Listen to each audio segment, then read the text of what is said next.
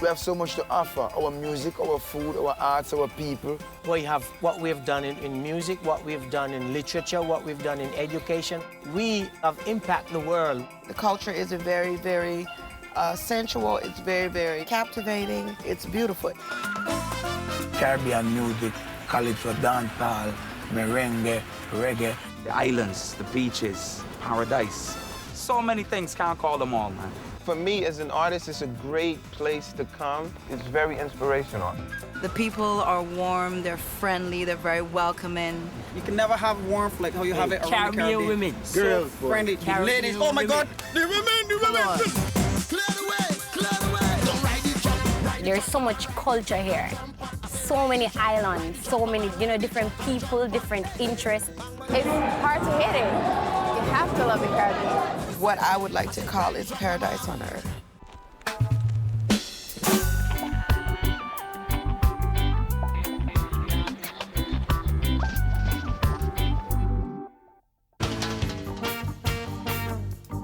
It's all about love and unity, different cultures, different ethnicities, beautiful beaches, sand, water, culture, cuisine.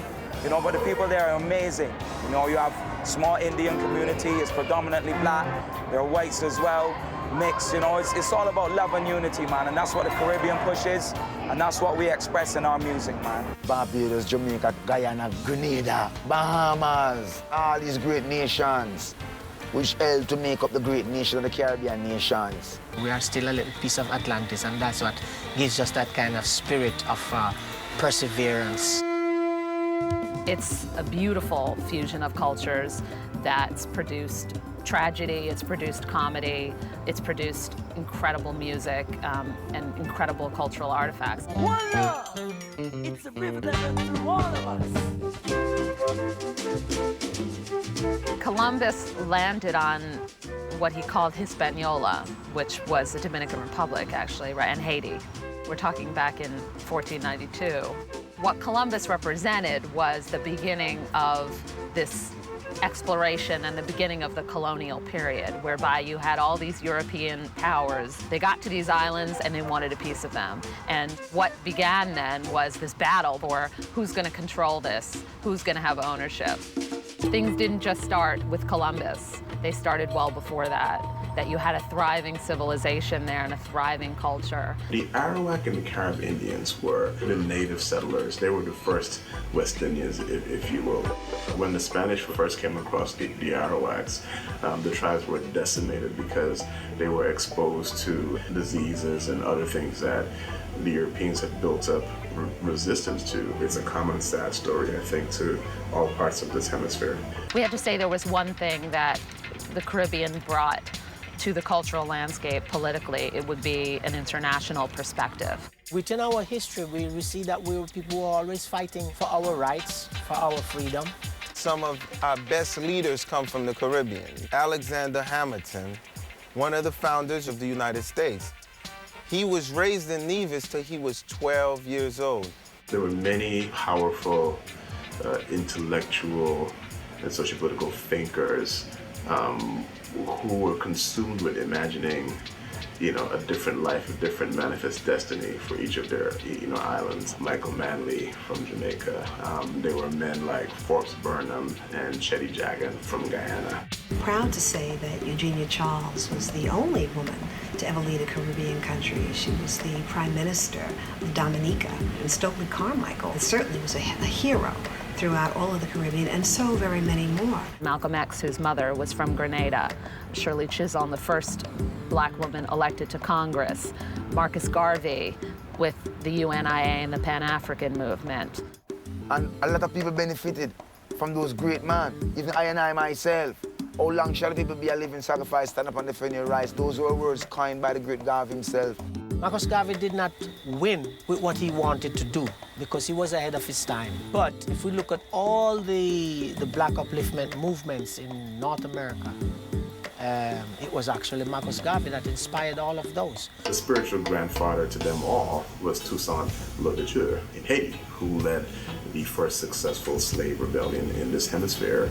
The first black country ever to get its independence was Haiti in 1804. Now you're talking about a group of Haitians taking the Napoleon army. And then, because those soldiers were so strong, America used them to fight for the Louisiana Purchase. What all of these people share, I think, is that they never saw the struggle as being just about the Caribbean. They saw it as connecting to Africa, connecting to the world, and a sense of a kind of pan-African and pan-black consciousness. You have to take your hat off to people that made you free, to people that risked their life. Their death is the reason I'm here today. We are people who know our roots. Caribbean Rising is brought to you by Nevis.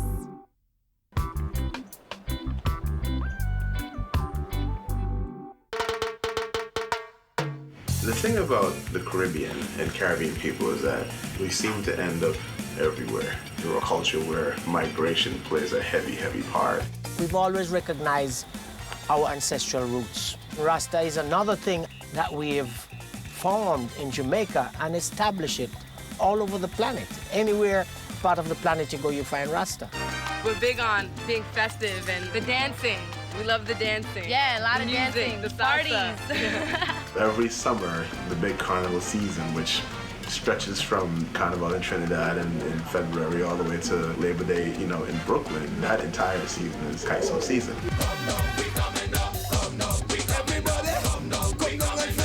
Every island has its own celebration, whether it's crop over in Barbados or Junkanoo in the Bahamas. Carnival is music, dance, self-expression. You have band players, you have singers, you have comedians. It's a vibrant scene, and because of Carnival, we have a constant industry going with soca music being created. This great festival has spawned about 30-some odd carnivals throughout the United States. We ready now. Miami has a large carnival now. Tampa, Jacksonville, Atlanta. Boston has their carnival the weekend before Labor Day. There's a strong sense of cultural identity and cultural awareness that has grown throughout, and everyone wants to partake now in Carnival.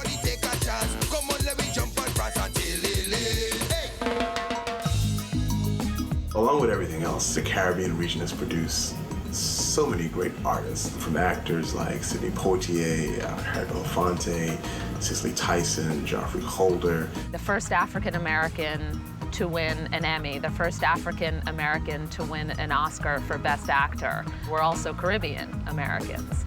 Sidney Poitier being the first African-American man to earn an Oscar for Best Actor in 1963, and Harry Belafonte being the first black man to win an Emmy. There are so many ways in which they took great strides and represented for the Caribbean in a way that was radical and revolutionary and a first, really, at that time.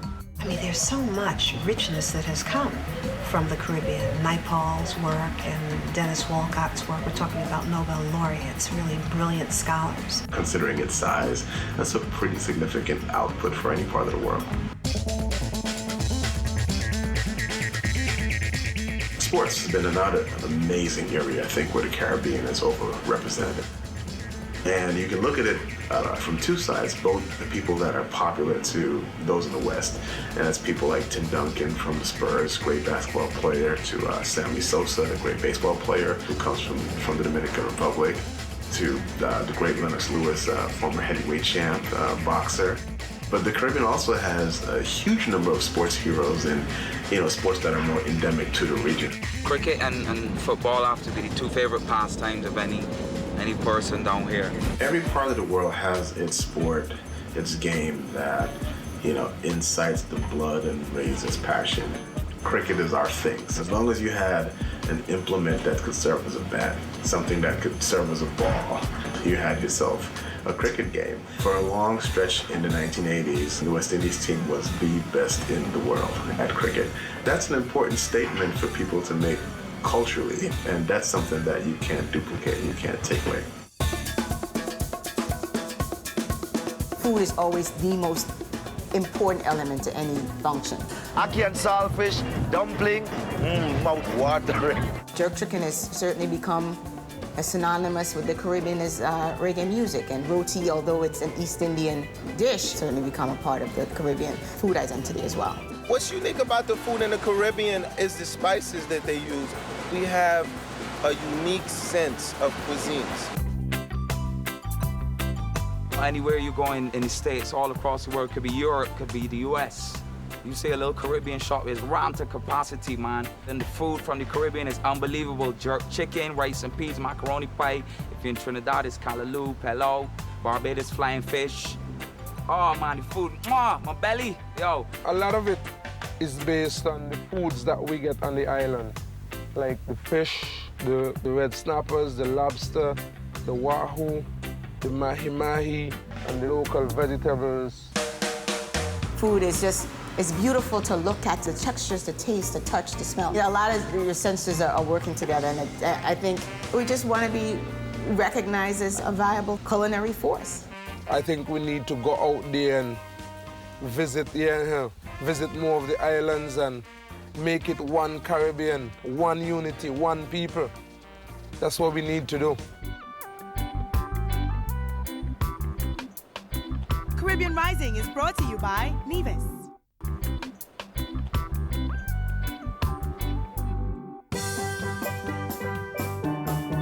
What makes the Caribbean so special is that even though we are small islands individually and we each have our own cultures, we have a lot of things that link us. Music being one of the main things that really links us. The Caribbean is so diverse, so many different styles, you know. There's a reggaeton, there's salsa, merengue, soca, reggae. All the elements that go into making Caribbean music great are the elements that go into making Caribbean culture great. It is a microcosm of Caribbean history. The Caribbean music is born of this mishmash of people. I mean, this is the age of mashups, right? The Caribbean was the original mashup. The Caribbean has given a gift to the world in the form of music. Reggae with names like Bob Marley and Peter Tosh and Burning Spear, to Latin-inspired sounds from the Tito Puentes and Celia Cruz's of the world, to the mighty calypso monarchs like the Mighty Sparrow, even to our contemporary hip-hop, which in many ways emigrated from Jamaica, took root here in New York in the South Bronx, and then grew into the dominant global form that it is today. The word salsa was a word that Puerto Ricans or Latinos from New York gave to a style of music that involved so many different styles of rhythms. It's basically a sauce or sofrito. You put so many different ingredients in to come up with a great taste that stays in your mouth. I grew up dancing to Mango Santa Maria, Eddie Palmieri, and Tito Puente, Celia Cruz. There was a song that I recorded that I covered of hers called Kimbara. Kimbara, kimbara, kimba, kimbamba, kimbara, kimbara, kimba, kimbamba. When she passed away, I really didn't realize what we had lost as far as the genre had lost, as far as Latinos had lost, as far as Caribeños had lost. She was just phenomenal, phenomenal. Latin Caribbean music is so much a part of my DNA and in my bones and in my soul, and I love to mambo.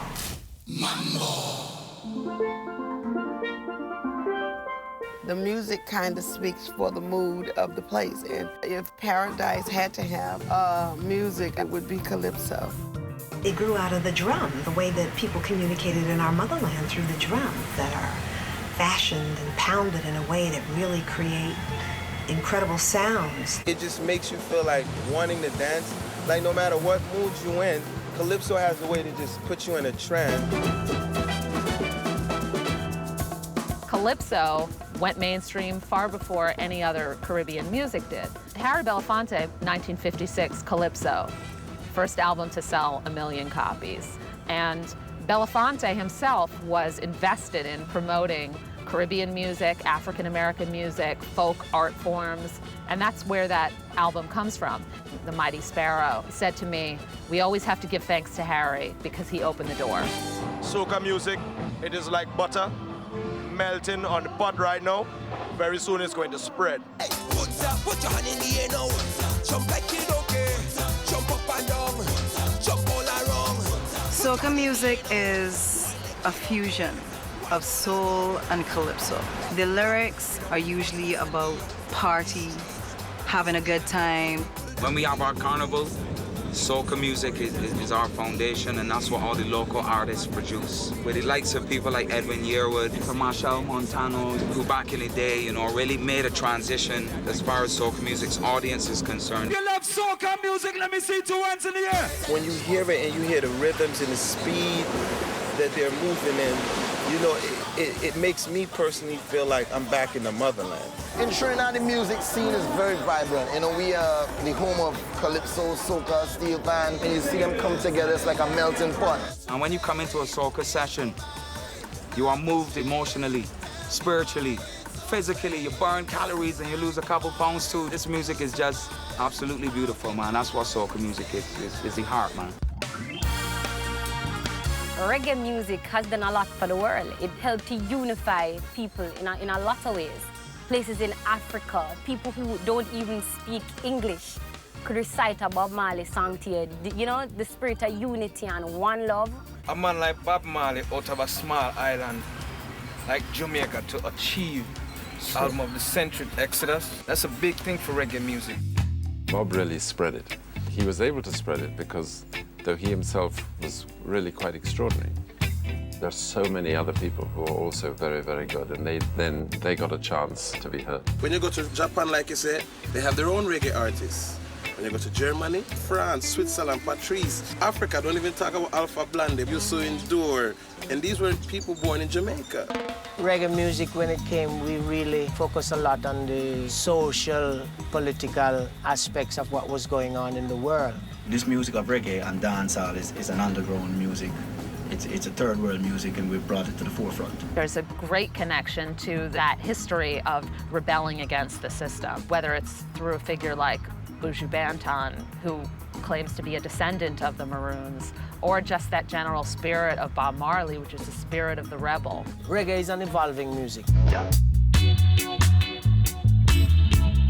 So we evolved from ska to rocksteady to reggae. And then from reggae, we had all the different forms of reggae. Rub-a-dub, raga, and where we are now is dancehall.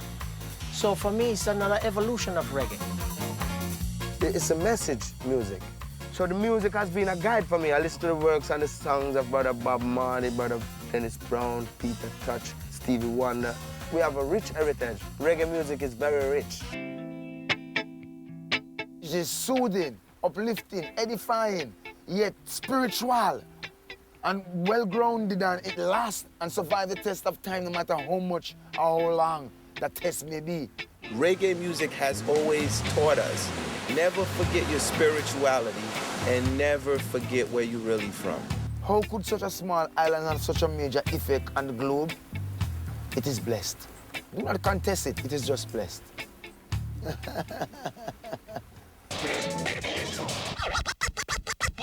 Shots go off, mothers cry, nurses ride, how much size? Well, the similarities between reggae music and hip-hop, as I see it still, is really that both music come from street level of people. So you have that street expression. Because hip-hop grew out of New York in the 70s and in the 80s, many of the people who practiced hip-hop in those days, all the way up to today, were people of Caribbean background, because New York was where we immigrated to.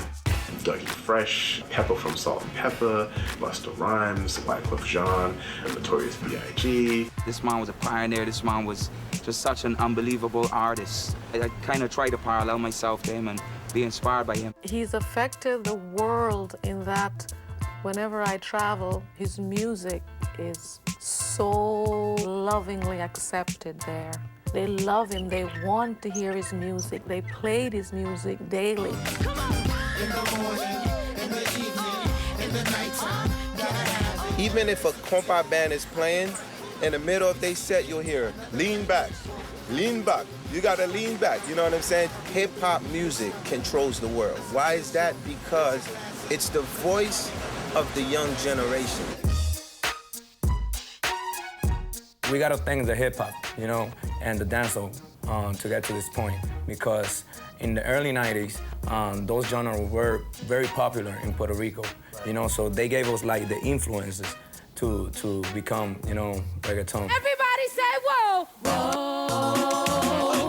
So you see like the impact reggaeton is having all over the world, like how it's being played in the US, and then we went to Switzerland, it's being played in Switzerland. I compare this movement with the same thing that happened in the early 80s with the hip-hop. It's the voice of the Latin community, the whole culture, tradition, and the struggle. That's why the genre is so powerful right now. We will carry on, yeah, we will carry on. You have to look at the sheer scale of what we, the people of the region, have created and have bequeathed to the world. There's a line that connects Colin Powell to Marshall Montana. There's a thread that connects Lennox Lewis to Wyclef Jean. There's a limb that connects the birth of hip-hop to Tito Puente. And there's something that inscribes all of that, and that is Caribbean culture. We've always been united from the beginning as Caribbean people. The only thing that separates us was they put all of us on different islands. We have so much to offer to the world, and the world has never had that channel, really, to let the world see what we're about. This century, this moment is where we truly rise and we truly come into the light of day.